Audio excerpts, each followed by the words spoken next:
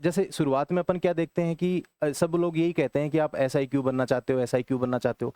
आज मैं आपको ये बताना चाहता हूँ कि एसआई की लाइफ किस प्रकार की होती है और सच में ये हर एक एस्पायरेंट, हर एक स्टूडेंट की किस प्रकार से एक ड्रीम जॉब होती है। क्यों होती है, इसके पीछे बहुत सारे कारण हैं और सारे के सारे वो जो आपने सुना है वो सारी चीज़ें सच सुनी है कि एक सब इंस्पेक्टर होता है, उसके पास किस प्रकार की पावर्स होती है, किस प्रकार की पावर्स को यूज़ करता है, कैसे हर एक व्यक्ति जो समाज में रहने वाला व्यक्ति है उसकी नज़र सब इंस्पेक्टर के ऊपर होती है और कैसे एक जो बच्चा है वो एक सब इंस्पेक्टर को देख के किस प्रकार से इंस्पायर होता है। आज मैं थोड़ा-सा आपको एक प्रैक्टिकल एस्पेक्ट के ऊपर बात करूँगा सब इंस्पेक्टर के बारे में। आपने पेपर दे दिया, आप पास हो गए, उसके बाद में आप पहुँचते हो ट्रेनिंग में। ट्रेनिंग आपकी होती है 52 वीक की, 52 सप्ताह की। उसके बाद में आपका 6 सप्ताह का एक कमांडो कोर्स भी होता है। कमांडो कोर्स होता है जो होता है जोधपुर में, ठीक है? अब देखो सबसे पहली बात ये है कि जो सब इंस्पेक्टर होता है वो बनने के बाद में आप सबसे पहला जो चेंजेज़ आप में आता है, वो आता है आप फिज़िकली और मेंटली बहुत स्ट्रॉन्ग हो जाते हो।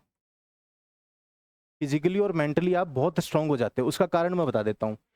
फिज़िकली तो आपकी ट्रेनिंग होगी। मेंटली आपको सुबह 4:30 बजे उठना पड़ेगा। जो लोग देर तक सोने के आदी हैं, वो सारी जो आपकी आदतें हैं एकेडमी खत्म करवा देगी।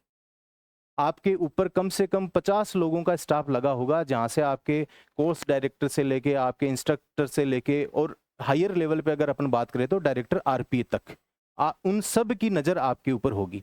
आप कब उठ रहे हो, कब आप ग्राउंड में आ रहे हो, किस प्रकार का आप काम कर रहे हो, एकेडमी में आपका किस प्रकार का व्यवहार है, किस प्रकार की आपकी कार्यप्रणाली है, किस प्रकार से आप क्लासेस में आते हो, किस प्रकार बैठते हो और किस प्रकार का आपका डिसिप्लिन है। अपन कई बार ये देखते हैं कि बड़ों का सम्मान करना चाहिए। बड़ों का सम्मान अगर सीखना है तो पुलिस में जो डिसिप्लिन है, जो रिगार्ड है बड़ों का, वो पुलिस के अलावा और किसी भी नौकरी में, मैं ये कह रहा हूँ कि ऐसा नहीं है कि दूसरी में नहीं है, लेकिन हाई लेवल का डिसिप्लिन है पुलिस में। पुलिस एक डेकोरेटेड फोर्स है। पुलिस आपको समाज में किस प्रकार से आप किसी भी प्रकार की परिस्थिति हो, उसमें आपको कोप अप करने का आपको पूरा-पूरा मौका देता है, पुलिस डिपार्टमेंट।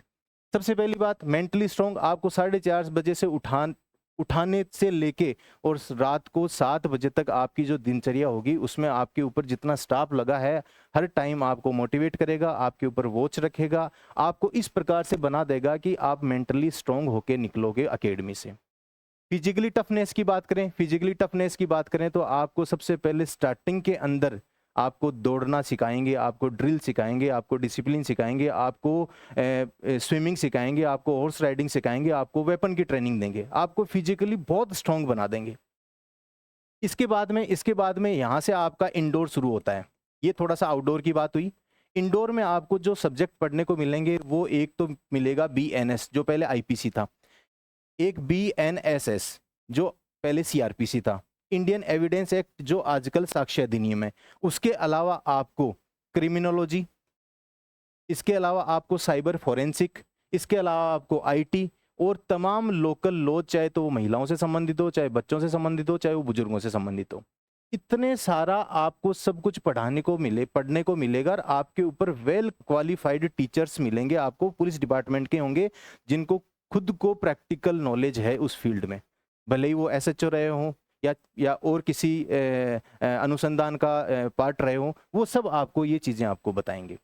तो यहाँ से आपको मेंटली स्ट्रांग बनाया जा रहा है, फिजिकली स्ट्रांग बनाया जा रहा है, साथ ही आपको तमाम प्रकार का नॉलेज दिया जा रहा है। इसके बाद यहाँ से जैसे ही आप ट्रेनिंग करके निकलोगे 52 वीक की, आपको कमांडो कोर्स में भेजा जाएगा। कमांडो कोर्स में आपको जब भेजा जाएगा जोधपुर, आपको वेपन ट्रेनिंग मिलेगी। और वेपन ट्रेनिंग की अगर मैं बात करूं तो आपने जो अब तक नाम सुने हैं वो सारे वेपन आपको चलाने को मिलेंगे, चाहे वो AK-47 हो, चाहे इंसास हो, चाहे ग्लोक पिस्टल हो, चाहे 9mm कार्बाइन हो, चाहे 9mm पिस्टल हो।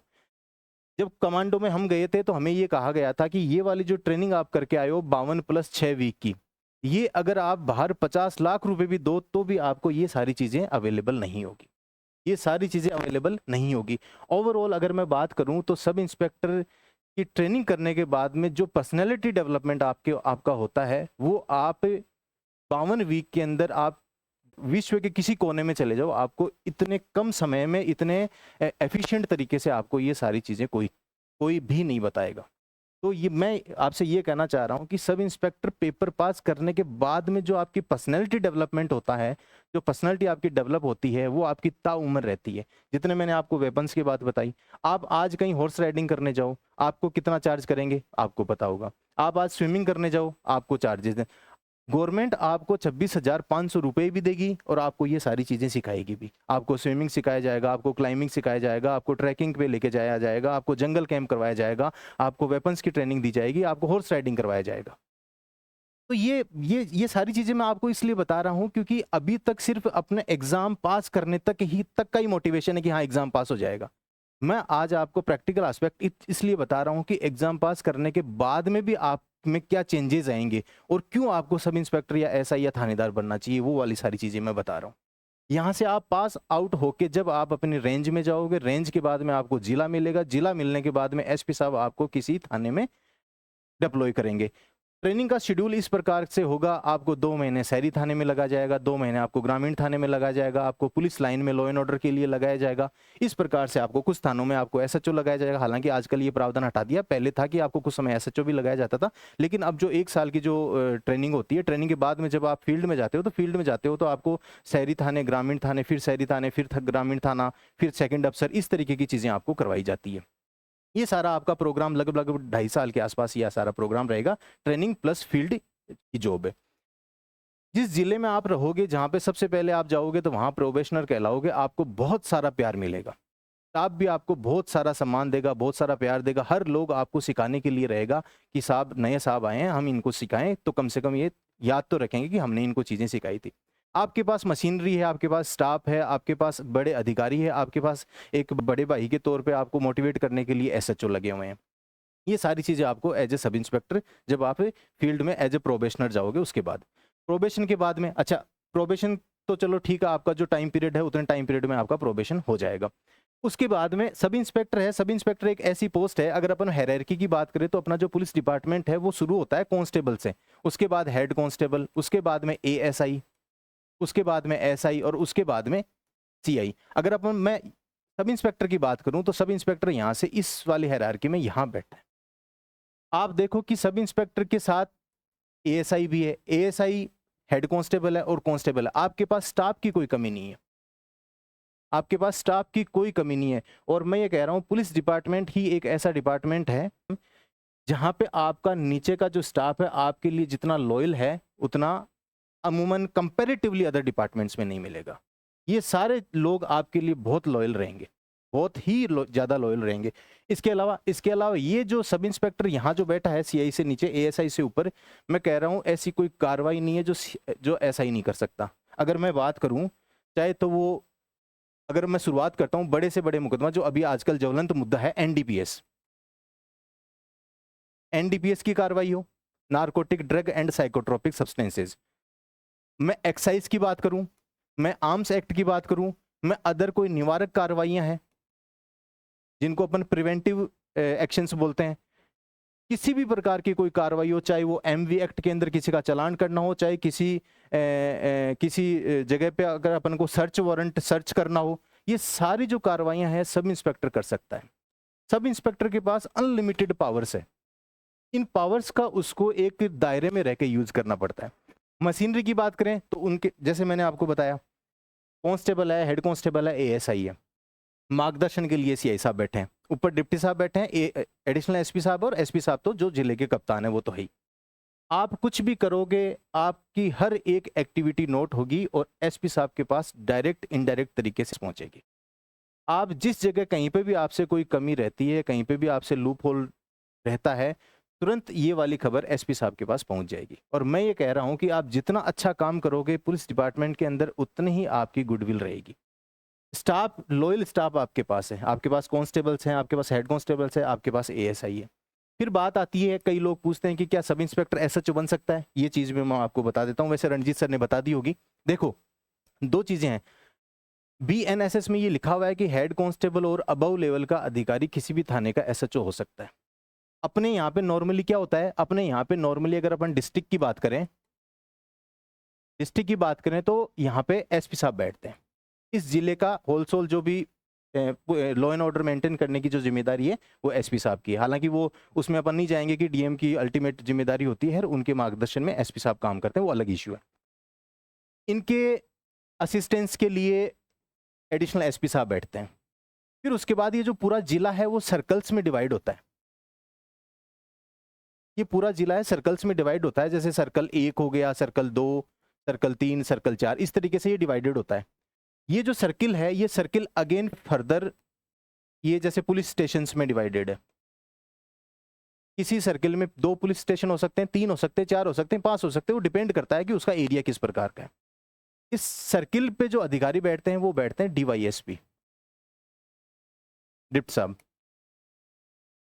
जो आरपीएस होते हैं। और ये जो पुलिस स्टेशन रह गए, अब इसमें 2 प्रकार के पुलिस स्टेशन है। हो सकता है ये कोतवाली हो, कोतवाली बोले तो ये हो सकता है सिटी का थाना हो सकता है ये ग्रामीण थाना हो। देखो, जहां पे मुकदमे कम होते हैं, जहां पे लॉ एंड ऑर्डर सिचुएशंस कम होती है, जहां पे एरिया कम होता है, वहां पे जो ग्रामीण थाना होता है, छोटा थाना होता है, वहां सब इंस्पेक्टर को एसएचओ लगा सकते हैं, और बहुत सारी जगह पे लगे हुए हैं।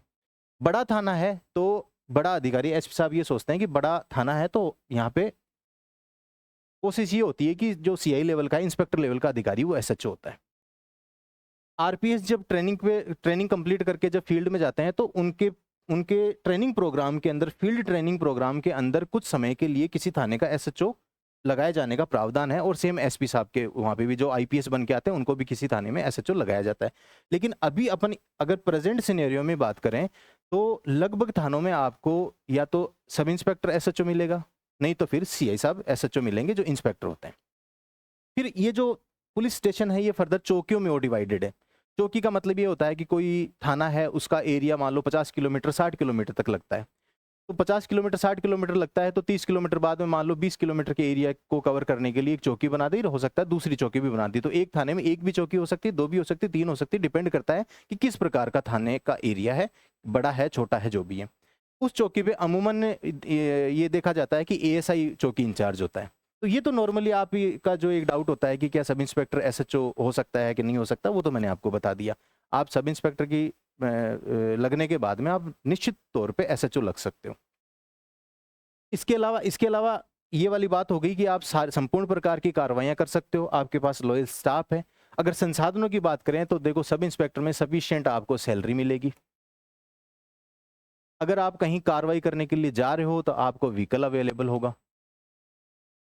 इसके साथ ही आपको स्टाफ की कोई कमी नहीं है। एनी टाइम अगर आप ड्यूटी ऑफिसर हो तो एनी टाइम आपको, वैसे तो एक सहायक लगा के रखते ही हैं, इसके अलावा आपको गाड़ी का ड्राइवर जो पुलिस का ही होता है।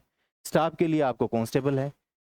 अगर ड्यूटी ऑफिसर हो तो आपको अगर कहीं कार्रवाई में जाना है तो आपको एएसआई भी मिल जाएगा, आपको हेड कांस्टेबल भी मिल जाएगा, आपको कांस्टेबल भी मिल जाएगा। किसी प्रकार की कोई भी कमी एक सब इंस्पेक्टर के लिए नहीं है। स्टाफ के तौर पे, मशीनरी के तौर पे, आपको साइबर एक्सपर्ट चाहिए वो आपको मिलेगा, आपको सफिशिएंट सैलरी मिलेगी, व्हीकल आपके पास अवेलेबल होगा। आप जिस प्रकार कानूनी दायरे में रह के जिस प्रकार की आप कार्रवाई करते हो, जितनी एफिशिएंटली आप एविडेंस कलेक्ट करते हो, जितनी एफिशिएंटली आप एक मुकदमे में इन्वेस्टिगेशन करते हो, आपकी गुडविल उस जिले में उसी अकॉर्डिंग होगी। आप एसएचओ लग सकते हो, आप सेकंड अफसर लग सकते हो, आप तमाम प्रकार की कार्रवाई कर सकते हो, चाहे वो एनडीपीएस हो, चाहे वो आर्म्स एक्ट हो, चाहे एक्साइज एक्ट हो, या तमाम प्रकार की निवारक कार्रवाइयाँ, चाहे वो एमवी एक्ट के किसी भी प्रकार का कोई चालान हो, ये सारी चीज़ें आपके पास होती हैं। पर्सनैलिटी डेवलपमेंट वाली बात मैंने आपको बता दी थी। जब आप थानों में जाओगे उसके बाद में आपकी कार्य प्रणाली किस प्रकार की रहेगी वो रहेगी। अब अपन बात करते हैं प्रमोशन की।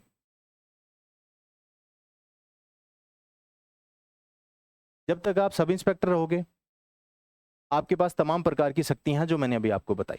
उसके बाद में आपका जो अगला प्रमोशन है वो इंस्पेक्टर है। इसके बाद आपका जो प्रमोशन है वो डीवाईएसपी है, जिसको अपन आरपीएस कहते हैं। और अगला जो प्रमोशन है आपका एडिशनल एसपी है। लगभग एक सब इंस्पेक्टर भर्ती होने के बाद में एडिशनल एसपी तक पहुंच सकता है। तो सोचो, जब आप सब इंस्पेक्टर हो मतलब आप ग्रामीण थाने के एसएचओ रहोगे। वो जो थाना है उसमें complete wholesale law and order से रिलेटेड या फिर क्राइम प्रिवेंशन, क्राइम कंट्रोल से रिलेटेड संपूर्ण अधिकार आपके पास है उस ग्रामीण एरिया में। आप जब इंस्पेक्टर बन जाओगे तो आप बड़े थानों में एसएचओ रहोगे। मतलब ये है कि सिटी थाना, अगर अपन मान लो, अगर बात करते हैं, मान लो कोई भी एक शहर ले लेते हैं, चलो झुंझुनू ले लेते हैं। अगर आप इंस्पेक्टर हो तो झुंझुनू कोतवाली के आप एसएचओ हो, मतलब झुंझुनू कोतवाली का जितना एरिया आता है उसके होल सोल अधिकारी आप हो, कि वहाँ पे कोई भी किसी भी प्रकार की लॉ एंड ऑर्डर सिचुएशन है, क्राइम प्रिवेंशन है, क्राइम कंट्रोल है, सारी जिम्मेदारी आपकी है। आप डीवाईएसपी बन जाते हो प्रमोट होके तो आप सर्किल ऑफिसर रहोगे, सीओ रहोगे आप। और सर्किल ऑफिसर का मतलब ये है कि एक सर्किल में 2, 3, 4 तक थाने हो सकते हैं, मतलब आप 3, 3, 4, 4 थानों के ऊपर अधिकारी रहोगे आप। मतलब पावर इमेजिन नहीं कर सकते, मतलब इतनी सारी शक्तियां हैं एक पुलिस अधिकारी के पास, अगर कानून के दायरे में रह के एक आदमी करे काम। उसके बाद में अगर एडिशनल एसपी की बात करूं तो पूरे जिला संभालता है एडिशनल एसपी। जब भी एसपी साहब के असिस्टेंस के लिए अगर कोई पहला व्यक्ति होता है तो एडिशनल एसपी होता है। जब भी कोई नए एसपी साहब किसी जिले में जाते हैं तो स्टार्टिंग के अंदर मार्गदर्शन एडिशनल एसपी साहब करते हैं। क्यों? क्योंकि एडिशनल एसपी की डायरेक्ट कोई रिक्रूटमेंट नहीं है, या तो सब इंस्पेक्टर से एडिशनल एसपी जाएंगे और नहीं तो फिर डीवाईएसपी से, मतलब डीवाईएसपी से भी एडिशनल एसपी बनेंगे तो भी 10-12 साल का उनको अनुभव होगा। तो आपके पास ये हायरार्की है, इसमें आप जैसे जैसे ऊपर जाओगे वैसे वैसे आपकी जिम्मेदारियां भी बढ़ेगी, आपकी पावर्स भी बढ़ेगी और आपका एक प्रकार से डेकोरम भी बढ़ेगा। ये प्रमोशन वाली चीजें हो गई। अब एक जो एस्पेक्ट है वो ये है कि अगर अपन बात करें सब इंस्पेक्टर की लाइफ के बारे में, तो अमूमन अपन ये कहते हुए लोगों को सुना है कि चैलेंजेस बहुत ज्यादा है, मतलब चुनौतियां बहुत ज्यादा है। मुझे एक चीज बताओ, ऐसी कौन सी पोस्ट है जिसमें आपके पास शक्तियां हैं, पावर्स है और उसमें चुनौती नहीं है? आपने बहुत सारे लोगों के मुंह पे 2, 4, 5 नाम ही सुने होंगे।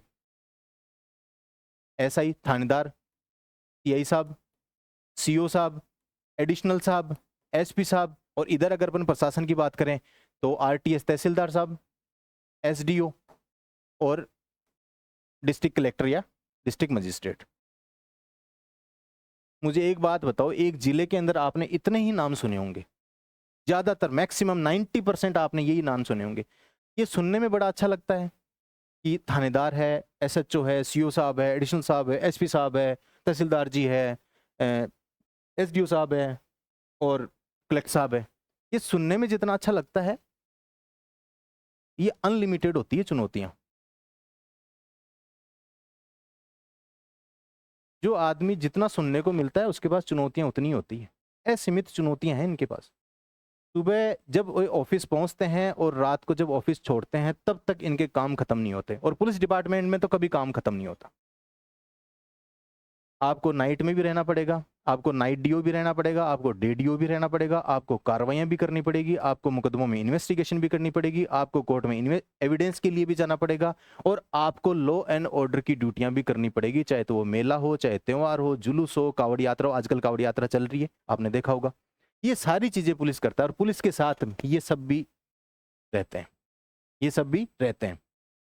आपके पास इस तरीके की पावर्स है। चुनौतियां इसलिए है, अपन कहते हैं कि चुनौतियां बहुत ज्यादा है, टाइम नहीं मिल पाता, आपके पास काम ही इतना है। दूसरी चीज,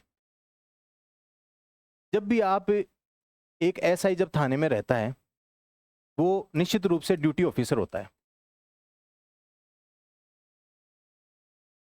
अगर उस एरिया में आपके ड्यूटी ऑफिसर रहते हुए अगर कोई घटना होती है, सबसे पहले परिवादी आपके पास आएगा, सबसे पहले परिवादी आपके पास आएगा। और एक पीड़ित व्यक्ति आपके पास क्या उम्मीद से आ रहा है, जब भी उसके साथ अगर कोई अपराध हुआ है, कोई घटना हुई है, कोई क्राइम हुआ है, जब वो थाने में आता है और आप डीओ टेबल पे बैठे मिलते हैं, तो उसकी नज़र में आप भगवान के रूप में बैठे होते हैं। उसकी नज़र में आप भगवान के रूप में बैठे होते हैं, क्योंकि ये एक व्यक्ति है, यहाँ ये मेरी समस्याओं का समाधान करेगा। मतलब उम्मीद देखो, एक एक कॉमन सिटीजन की आपसे उम्मीद कितनी है। जब उम्मीदें बहुत ज़्यादा होती है तो चुनौतियाँ बहुत ज़्यादा होती है, चैलेंजेस उतने ही ज़्यादा होते हैं। क्यों? क्योंकि आपको उस पीड़ित व्यक्ति की उम्मीदों पे खरा उतरना है। वो जो जिस चीज़ से परेशान होकर आपके पास आया है उसका समाधान, और जब आपके पास समाधान है, आप क्या डिसीजन लेते हो इसकी ज़िंदगी प्रभावित होती है उससे, इसकी लाइफ अफेक्ट होती है। मतलब अगर आप किसी रोते हुए व्यक्ति को हंसते हुआ वापस भेजना चाहते हो तो आपको क्या क्या चैलेंजेस फेस करने पड़ेंगे। आपको सबसे पहले ये है कि उसको सुनना पड़ेगा, उसके साथ क्या घटना हुई है उसको लेखबद्ध करना पड़ेगा, उसकी एप्लीकेशन लेनी पड़ेगी और त्वरित कार्रवाई और करनी पड़ेगी। हो सकता है उसके साथ किसी ने मारपीट करी है, हो सकता है किसी महिला उसकी चेन कोई तोड़ के ले गया हो, कोई मोबाइल छीन के ले गया हो सकता है कोई और हीनियस क्राइम हो गया, उसकी अपन बात नहीं कर रहे। तो इसलिए इस पोस्ट पे चैलेंजेस बहुत ज़्यादा है, चुनौतियाँ बहुत ज़्यादा है। तो चुनौतियों से अगर आप डरोगे तो आपको कोई पूछेगा नहीं। आपका नाम थानेदार है, आप थाने में बैठते हो, आपके पास लोग आते हैं, न्याय की उम्मीद लेके आते हैं और फिर आप ये कहो कि मेरे पास चुनौतियाँ नहीं होनी चाहिए, चैलेंजेस नहीं होना चाहिए, तो ये तो बात जचने वाली नहीं। जितने मैंने नाम आपको बताए हैं, इनके पास अनलिमिटेड चुनौतियाँ हैं। मतलब इनके ऊपर जितने जितने चेक बैलेंस है उतने किसी पोस्ट पे नहीं है। इनको पूरा पूरा समाज देखता है। कोई दिक्कत हुई है क्या? इसमें तो आ रहा है।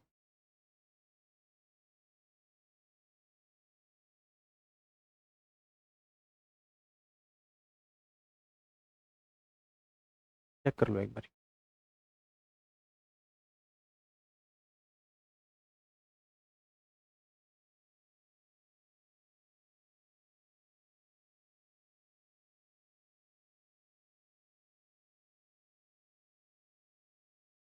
ठीक है, ये चल रहा है। क्या दिक्कत हो गई थी?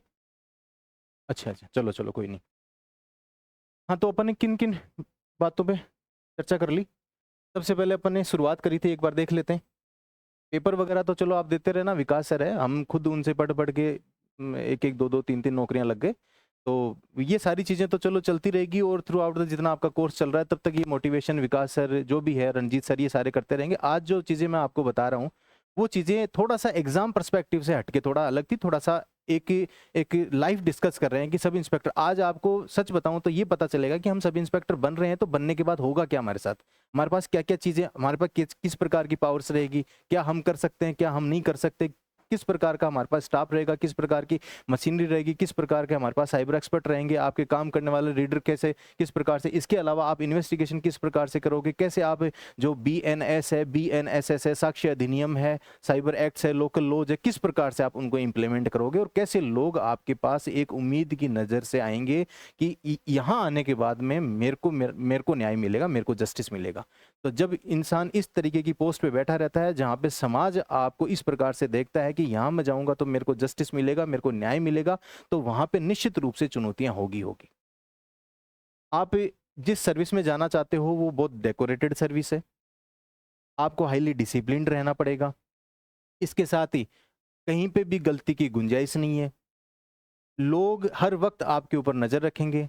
नज़र इस वजह से नहीं रखेंगे कि थानेदार जी कुछ गलत कर रहे हैं, इस वजह से रखेंगे कि थानेदार जी का अनुसरण करना है हमें। हमें सब इंस्पेक्टर का अनुसरण करना है कि क्या-क्या करते हैं। जब आप थाने में रहोगे, आप 50-50 परिवादियों को सुनोगे, तो लोग इस उम्मीद से खड़े रहेंगे आपके सामने कि अब मेरा नंबर आ जाए तो मेरे को सुन ले ये। जब आप ड्यूटी ऑफिसर रहोगे, जब आप SHO रहोगे, ये सारी चीज़ें आपके सामने होगी और जो आपको फ़ील होगा, अगर आपने दिन में अगर मान लो 50 से पीड़ित व्यक्तियों को अगर आपके कुछ स्टेटमेंट से, आपके कुछ कार्य से, आपके कुछ ऐसे एक्शन से अगर उसको फ़ील गुड हुआ है और अगर वो रोता-रोता आया था कोई परिवादी और वो हँसता-हँसता जा रहा है, इसका मतलब ये है कि आपको बहुत सारी दुआएँ मिल रही है। एक व्यक्ति जब समाज में रहता है, तो उसका हमेशा यही रहता है कि लोग मुझे दुआएँ दें। तो ये जो दुआएँ हैं आपको जो पुलिस डिपार्टमेंट में रहते हुए मिल सकती है, वो किसी अदर डिपार्टमेंट में कंपैरेटिवली इतनी नहीं मिल सकती। जहाँ पे भी आप जाओगे, काम अच्छा कर रहे हो, जिस थाना क्षेत्र में हो, आपका इज़्ज़त, आपका स्वागत सत्कार हर जगह रहेगा। जहाँ पे भी आप जाओगे सबसे पहले आपको रिकॉग्निशन मिलेगा। क्यों? क्योंकि आपने उन लोगों के साथ कहीं न कहीं न्याय किया है। अच्छी इन्वेस्टिगेशन करनी है, डिसिप्लिन्ड रहना है, गलती की गुंजाइश नहीं है। जो भी पीड़ित व्यक्ति आया है उसको बहुत अच्छे से सुनना है। प्रत्येक परिवाद में आपको बहुत अच्छे से माइक्रो लेवल पे जाके उसका अनुसंधान करना है। क्योंकि आपके पास 10 एप्लीकेशन आई है, हो सकता है आपके पास 8 एप्लीकेशन झूठी होगी, लेकिन आप 8 झूठी के ऊपर प्रीजुडिसाइज़ होके उन 2 को नेग्लेक्ट नहीं कर सकते। हो सकता है 2 तो सच होगी। अमूमन अमूमन ये भी देखते हैं कि कोई वैसे ही एप्लीकेशन दे देते हैं, ये सब चीज़ें नहीं है। ये सब चीज़ें जब आप जाओगे तो आपको पता चल जाएगा किस किस एप्लीकेशन में किस प्रकार का मजमून है और किस प्रकार का इसमें क्राइम हुआ है। मेरा कहने का मतलब ये है कि सब इंस्पेक्टर तो बन जाओ, बनने के बाद में जो आपकी लाइफ रहेगी वो बहुत ज़्यादा इम्पोर्टेंट है। मैं ये कह रहा हूँ कि आप पेपर पास करना सिर्फ और सिर्फ 5% है, सब इंस्पेक्टर 95 बचा हुआ है अभी। बाकी जो एग्ज़ाम की स्ट्रेटजी है उस पर मैं इसलिए बात नहीं कर रहा क्योंकि विकास सर ने अभी 1-1.5 घंटा, एक लगभग घंटे पर आपको यही सब बताया था, बार बार चीज़ें रिपीट नहीं होनी चाहिए। ये जो मैंने आपको आज बताया वो प्रैक्टिकल एस्पेक्ट बताया, जो ज़िंदगी जी है एज ए सब इंस्पेक्टर वो मैंने आपको चीज़ आपके सामने प्रेजेंट करी है। और जैसे आपका कोर्स चलेगा उसमें अपन और मिलेंगे, दोबारा भी मुलाकात होगी अपनी किसी सब्जेक्ट के साथ, स्टेट पॉलिटी उसके साथ, और अपनी इस बारे में चर्चा कर लेंगे। और जो मैंने आज आपको बताया कि जैसे आप आरपी राजस्थान पुलिस एकेडमी में एंटर करोगे, पहला आपका फ़ोटो गेट के बाहर होगा, वो फ़ोटो आपको ज़िंदगी भर याद रहेगा। वहाँ से एंटर करने के बाद में डीओ रूम से लेके आप जिस हॉस्टल के अंदर आप जाओगे, वहाँ से लेके जब आप ट्रेनिंग करके निकलोगे, इतनी सारी यादें लेके निकलोगे, इतने मेंटली टफ होके निकलोगे, इतने फिजिकली टफ होके निकलोगे, इतने डिसिप्लिन्ड होके निकलोगे। मैं ये कह रहा हूँ कि आप जब निकलोगे उस दिन आपको पता चलेगा कि मैं क्या बन के निकला हूँ। आप इतने सारे वेपन्स की ट्रेनिंग लेके निकलोगे, आप ड्रिल की ट्रेनिंग लेके निकलोगे, आप हॉर्स राइडिंग सीख के निकलोगे, आप स्विमिंग करके निकलोगे। ये सारी जो चीज़ें हैं, मैं कह रहा हूँ आप पानी में उतार दो आपको, आप कहीं नहीं डिगने वाले। आपको पहाड़ों पे चढ़ा दो, आप कहीं नहीं, कुछ नहीं होने वाला आपको। आप किसी भी प्रकार के वेपन से आपका वास्ता पड़ जाए, कहीं आप कोई दिक्कत नहीं आएगी आपको। आप मेंटली फिजिकली इस प्रकार से टफ होके निकलोगे। उसके बाद आपका जो सेकंड स्टेज शुरुआत होगी वो होगी आपकी उस जिले में जिस जिले में आपकी पोस्टिंग होगी। और वहाँ मैंने आपको बताया है कि लोगों की उम्मीद आपसे किस प्रकार की रहेगी। आप किस प्रकार से एक पीड़ित व्यक्ति को, किस प्रकार से एक रोते रोते आए व्यक्ति को आप हंसता हंसता भेज सकते हो। इस तरीके की चीज़ें और किसी नौकरी में नहीं है कि कोई रोता रोता व्यक्ति आए और हंसता हंसता जाए कि आज मैं किसी भगवान जैसे आदमी से मिल के आया हूँ, मेरी सारी समस्याएं दूर हो गई। सब इंस्पेक्टर ये है। सब इंस्पेक्टर बहुत अलग चीज़ है भाई। सब इंस्पेक्टर के पास इतनी पावर से अगर ढंग से यूज कर लेना, तो मैं ये कह रहा हूँ कि थाना सफल हो जाए, लोग मतलब सफल हो जाए, चाहे लॉ एंड ऑर्डर हो, चाहे क्राइम प्रिवेंशन हो, क्राइम कंट्रोल हो, चाहे इन्वेस्टिगेशन हो, साइबर फ्रॉड आजकल चल रहे हैं, सब कुछ आपके पास आएगा।